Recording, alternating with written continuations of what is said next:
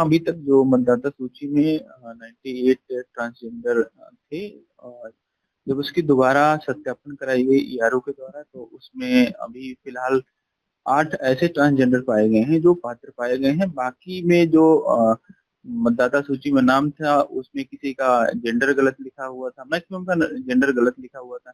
इसके अलावा कुछ उसमें से विलोपित हो गए थे, मतलब थे नहीं मौके पर, उनका नाम था। इसके अलावा कुछ लोग शिफ्ट हुए थे, उनको हटाया गया। तो कुल मिलाकर अभी जो सत्यापन उपरांत 8 ट्रांजेक्शन बचे हुए हैं।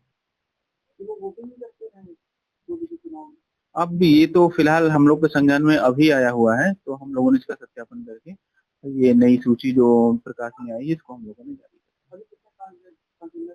अभी फिलहाल जो पात्र हैं वो 8 हम लोगों को प्राप्त हुए हैं। देखिए, जो उत्तर प्रदेश के बस्ती में जो चुनाव हुए हैं पिछले लोकसभा के, उसमें सबसे बड़ी बात ये है कि 2024 में संस्था द्वारा एक शिकायत पत्र दिया गया था डिस्ट्रिक्ट मजिस्ट्रेट को। इसमें ये बताया गया था कि बस्ती में जो है 91 फर्जी ट्रांसजेंडर मतदाता दर्ज हैं और इन मतदाताओं को सुधार करने के लिए चिट्ठियां लिखी गई, लेकिन उस समय ना निर्वाचन आयोग ने कोई संज्ञान लिया था और ना ही जिलाधिकारी द्वारा कोई संज्ञान लिया था। लेकिन अब जो है जिलाधिकारी द्वारा संज्ञान लिया गया है और निर्वाचन आयोग द्वारा संज्ञान लिया गया है और इसमें जो है 91 अवैध मतदाता पाए गए हैं जो ट्रांसजेंडर नहीं है। सवाल ये है कि उत्तर प्रदेश के बस्ती में जो लोकसभा का चुनाव हुआ वो फर्जी आंकड़ों के चुनाव हो गया, क्योंकि चुनाव आयोग ने अपने पीसी में कहा कि उत्तर प्रदेश के बस्ती में 98 ट्रांसजेंडर मतदाता है, जबकि सही में 7 ट्रांसजेंडर मतदाता ही है। कैसे पता चला आपको? क्योंकि संस्था पिछले 3-4 सालों से इनके बीच में काम कर रही है और उनको पता, संस्था को पता है कि किनका ट्रांसजेंडर कार्ड बना है और किसका नहीं बना है और कौन ट्रांसजेंडर है और कौन है नहीं है।